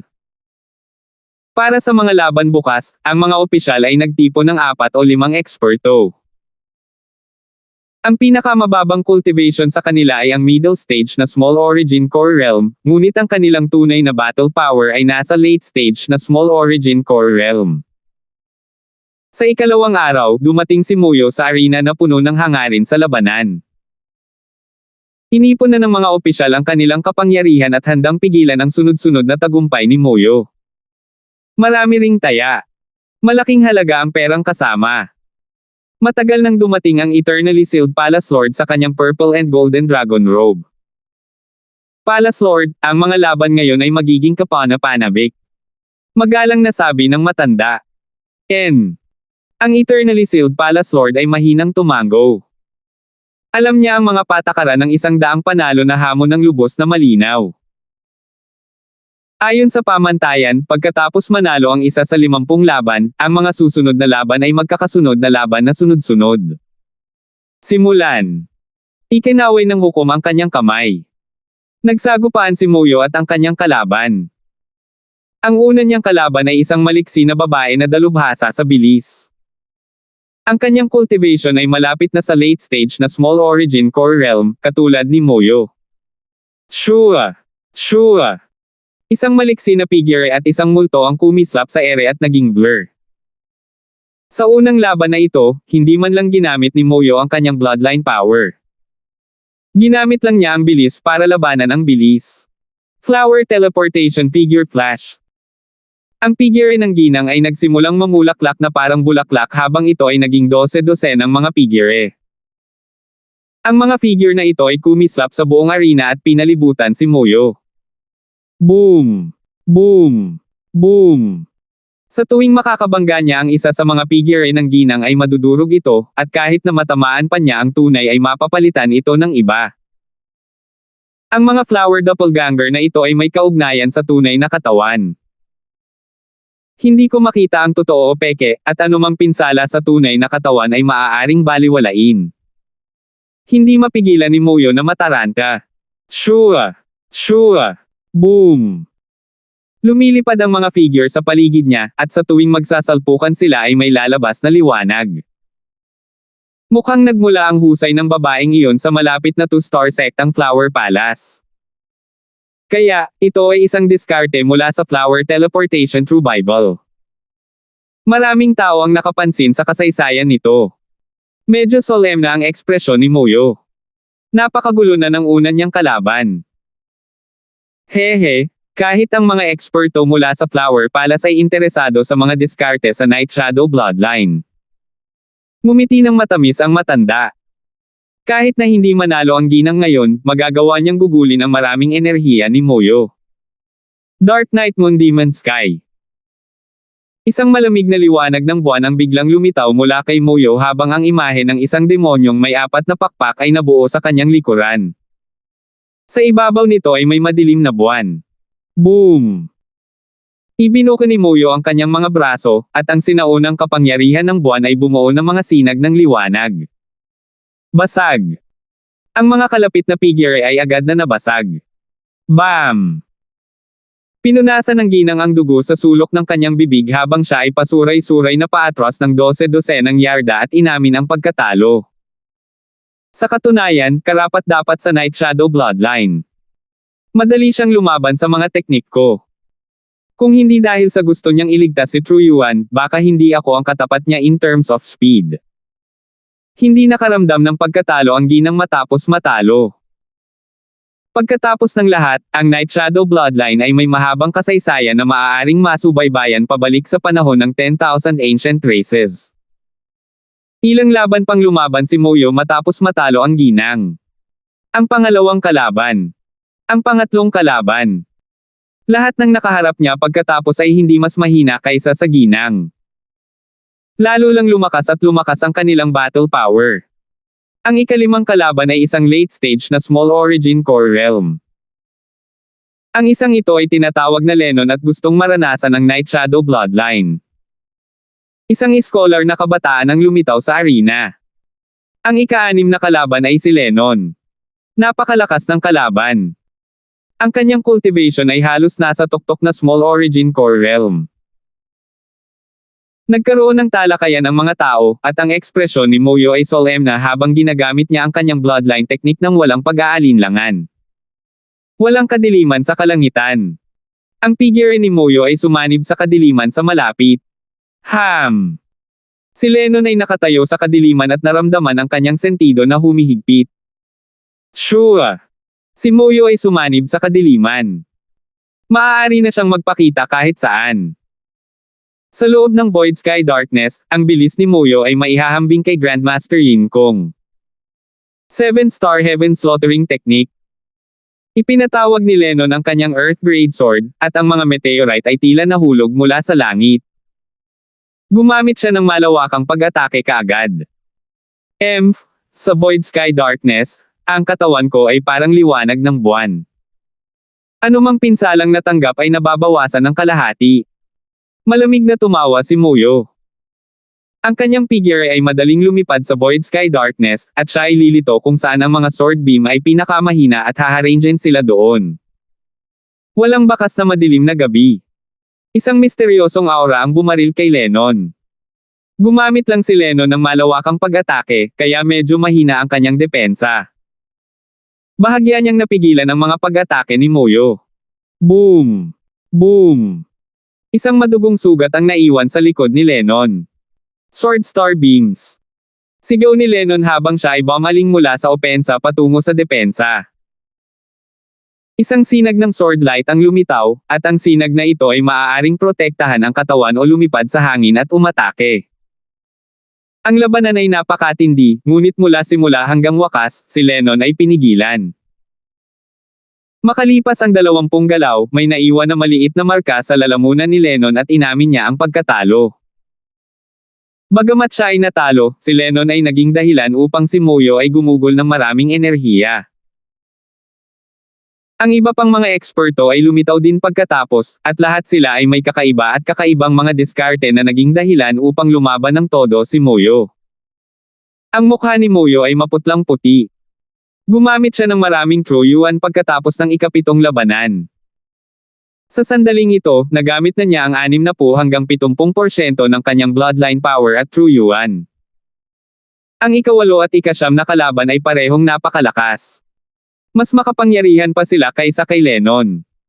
Bloodwings Demonic Sovereign. Ang ika-9 na kalaban ay isang nakasuot ng dugo na soberano na nagpalabas ng isang demonyo at napakalamig na aura ng dugo. Nang lumitaw ang taong ito sa entablado, nagkagulo ang lahat. Bloodwings Demonic Light. Ang nakasuot ng dugong soberano ay may itim na nunal sa kanyang noo. Pinagsalikop niya ang kanyang mga kamay, at ang mga pakpak na duguan ng demonyo ay umapaw mula sa kanyang katawan. Ang kanilang kapangyarihan ay maihahambing sa isang Great Origin Core Realm Sovereign Lord. Boom! Isang palad lamang ang nagpalipad kay Moyo. Wow! Si Moyo ay nagluwa ng isang subo ng dugo habang siya ay tumalon palabas ng arena. Sa sandaling ito, ang kanyang Trueyuan ay ganap na walang laman, at wala na siyang kapangyarihang lumaban laban sa Bloodwings Demonic Sovereign na ang lakas ng labanan ay maihahambing sa Great Origin Core Realm. Haha! Kahit isang galaw hindi mo mablock. Masyadong mahina. Tumawa ang Bloodwings Demonic Sovereign nang umalis siya sa arena. Doon natapos ang 100-win challenge ni Moyo, at ang mga buntong hininga ng panghihinayang ay nagmula sa karamihan. Kung si Moyo ay nasa kanyang pinakamataas na estado, marahil ay maaari niyang labanan ang Bloodwings Demonic Sovereign, ngunit ang kanyang Trueyuan at Bloodline na kapangyarihan ay naubos na lahat noon pa man. Itong si Moyo ay isang bihirang henyo. Hayaan mo siyang makilala ako mamaya.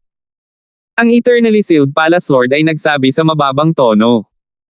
Sa sandaling ito, may malungkot na ekspresyon si Moyo habang kinakagat niya ang kanyang mga ngipin, ang daang panalo na hamon na ito ay hindi patas. Gumagamit ka lang ng mababang tricks tulad ng magkakasunod na laban. Hindi mo man lang kakayanin ang magkakasunod na laban. Ang daang panalo na hamon ay kumakatawan sa sukdulang kaluwalhatian, isang taong hindi natatakot sa anumang mga panlilinlang at may walang katulad na lakas sa pakikipaglaban. Nanunuya ang matanda. Habang si Moyo ay nakaramdam ng galit at niloko. Salubungin natin ang ating pinakabagong 100-win challenger. Francis. 612. Salubungin natin ang ating pinakabagong 100-win challenger. Francis. Isang maliwanag na boses ang umalangaw-ngaw sa buong arena.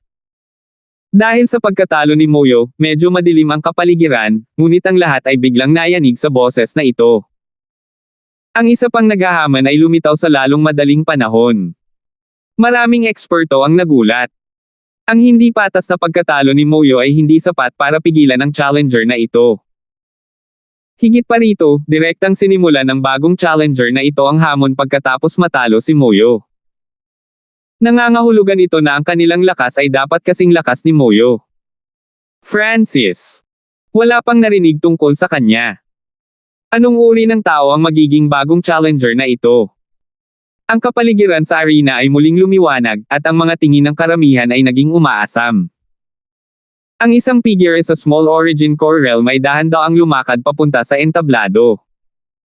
Ang bagong challenger na ito ay isang mahinahong kabataan na mga 20 taong gulang lamang. Mula sa Hanford family hanggang ngayon, siya ay naging isang makapangyarihang kabataan. Siya si Francis. Maraming titig ang nadismaya ng dumapo sila sa kabataan. Mukhang hindi espesyal ang bagong challenger na ito. Ang kanyang cultivation ay hindi kasing taas ni Moyo. Yung batang yon. Nagningning ang mga mata ng elder habang nakatingin kay Lennon. Kung tama ang pagkakaalala niya, magkasama sina Francis at Lennon. Mas mahina pa siya sa akin at naglakas loob na subukan ang 100-win challenge. Ang mga kamao ni Moyo ay mahigpit na nakakuyom. Nakaramdam siya ng hiya. Ang unang labanan ng daang panalo na hamon. Walang pakialam na sabi ng isang judge ng Great Origin Core Realm.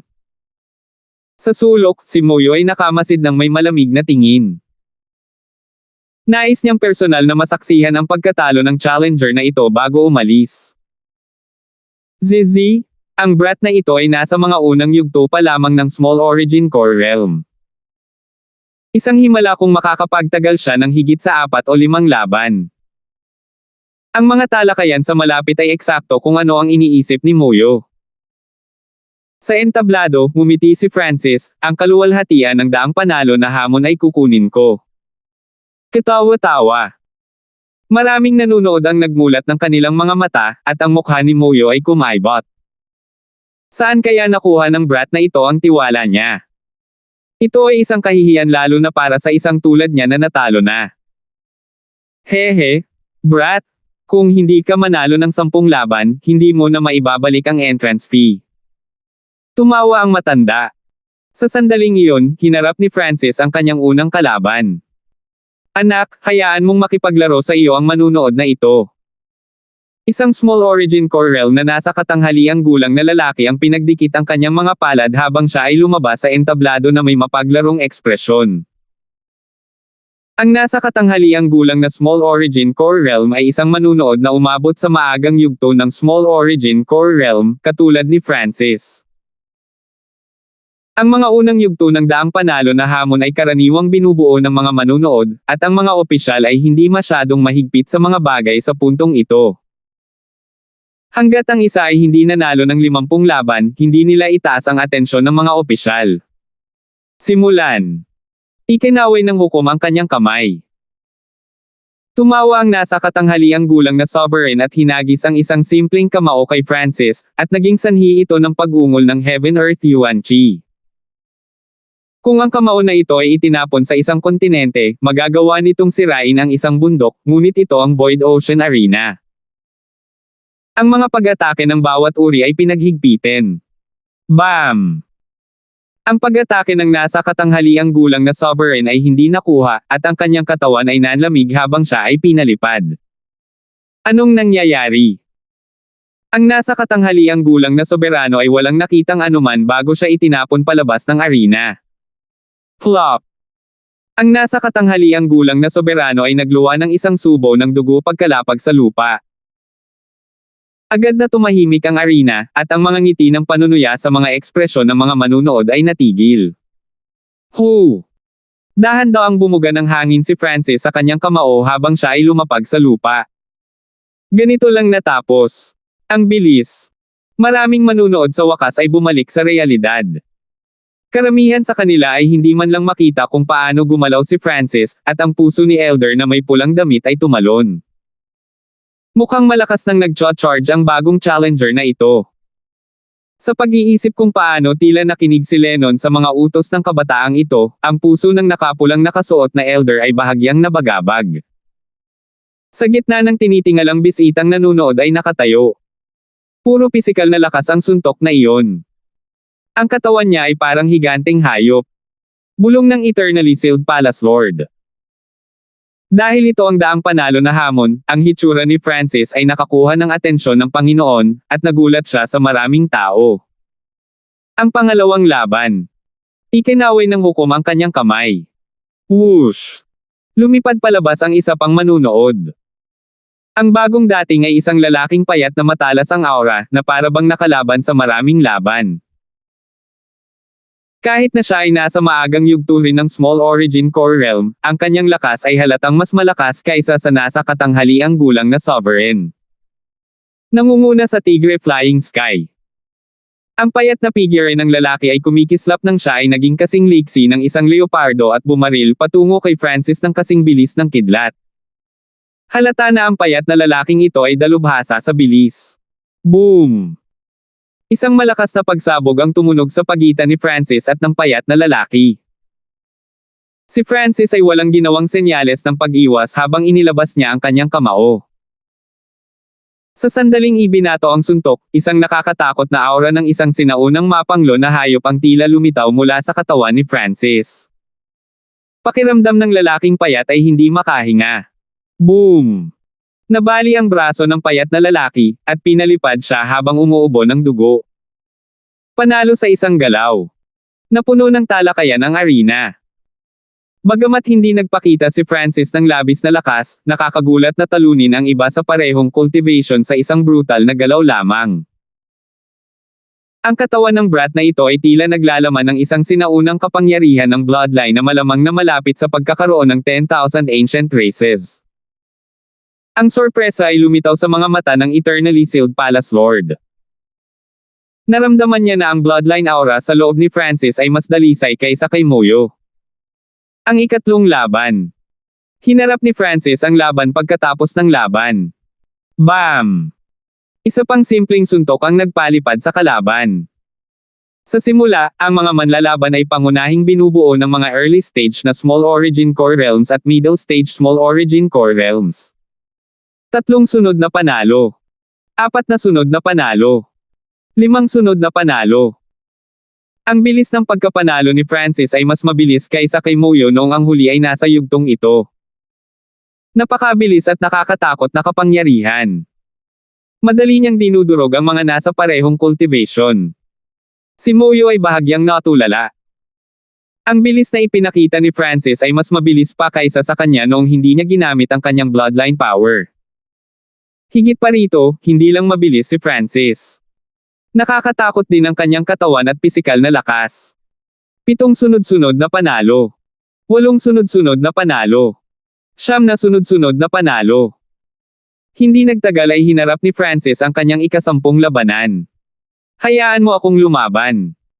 Isang malalim na boses ang narinig, at lumabas ang may-ari nito mula sa lugar ng mga opisyal. Ang bagong dating ay isang itim na balat, napakalaki na kabataan na ang mga kalamnan ay tila gawa sa itim na bakal na nagbigay ng malamig na aura. Bam! Ang lalaking itim ang balat at makapal ang katawan ang naging sanhi ng panginginig ng arena nang mapunta siya dito. Ang lakas na ipinakita niya ay katulad ng isang higanteng hayop. Siya iyon. Ironback Black King. Bulalas ng maraming manunood nang makilala nila ang kanyang pagkatao. Ang paglilinang ng Ironback Black King ay umabot na sa gitnang yugto ng Small Origin Core Realm, at ito ay papalapit na sa huling yugto. Higit pa rito, siya ay isang body cultivator. Pagpapalakas sa mundo. Ang Ironback Black King ay parang isang higanteng hayop habang siya ay nagpadala ng mga kamao at mga suntok na dumudurog pasulong. Mga diskarte sa bloodline at ginagawang multo ang lakas ng katawan. Nagpakita si Francis ng kakaibang ekspresyon. Sa wakas ay may nakilala siyang medyo kawili-wili sa ika-10 labanan dahil ang ika-10 labanan ay isang kritikal na punto. Kung hindi mapanalunan ng isa ang ika-10 laban, hindi rin nila maibabalik ang kanilang entrance fee. Break. Umuungol si Francis habang ang kanyang mga buto at dugo ay naglalabas ng kapangyarihan na pag-aari ng isang sinaunang pinagmulan. Woo! Sa sandaling itinapon ang kamao na ito, tila umalangaw-ngaw ang mga sinaunang hayop sa paligid ni Francis, at ang mabangis na aura ay naging dahilan upang maging ang Ironback Black King ay hindi makahinga. Ang bloodline power ko at ang aura ng brat na iyon. Nanginig ang puso ng Ironback Black King. Basag. Ang phantom images na nabuo mula sa kanyang bloodline techniques ay nabasag ng kamao ni Francis. Wow! Ang Ironback Black King ay agad na umubo ng isang subo ng dugo habang siya ay pinalipad. 10 magkakasunod na panalo.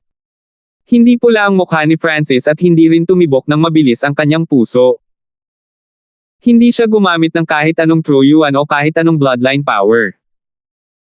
Sa paggamit ng aura ng Ancient Dream Realm at ng Heart Blood Essence, ang kanyang katawan at estado ng pag-iral ay nagbago ng malaki. Sa kasalukuyan, ang kanyang estado ng pag-iral ay umabot na sa limitasyon ng Great Origin Core Realm, habang ang kanyang lakas ng katawan ay maihahambing sa isang hayop na may parehong cultivation. Higit pa rito, ang katawan ni Francis ay naglalaman ng isang sinaunang aura na pumipigil sa mga kapangyarihan ng bloodline. Bukod sa mga bloodline ng 10,000 ancient races, halos wala ng ibang bloodline na aura na kayang sugpuin ang napakaraming bloodline. Isang liwanag ang sumilay sa mga mata ng eternally sealed Palace Lord habang siya ay bumubulong. Matapos manalo sa ika-10 labanan, nagpatuloy si Francis sa pakikipaglaban.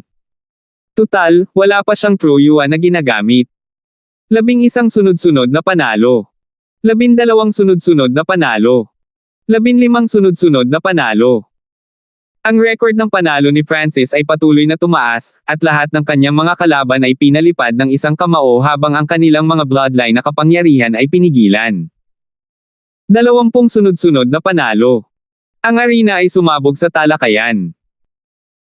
Ayon sa mga alituntunin ng 100-win challenge, ang challenger ay may karapatang magpahinga pagkatapos manalo ng 10 laban bawat araw, ngunit si Francis ay nanalo na ng 20 sunod-sunod.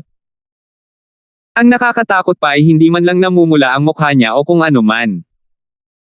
Hindi pa rin siya gumamit ng anumang true yuan o bloodline na kapangyarihan. Malinaw na hindi siya isang body cultivator, at siya ay nasa mga unang yugto pa lamang ng Small Origin Core Realm, at gayon pa man. Lumitaw ang pagkabigla sa mga mata ni Moyo.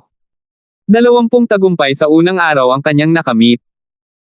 Gayon pa man, medyo pagod si Moyo pagkatapos ng 20 laban na iyon, kaya hindi siya nagpatuloy sa paghamon. Sa kasalukuyan, si Francis ay hindi pa nagpapakita ng lakas na higit kay Moyo, ngunit ang lalaking ito ay hindi pa gumamit ng anumang true yuan o bloodline power. Maaari lamang gamitin ng isaang, hindi maarak, upang ilarawan siya. Makalipas ang isang oras.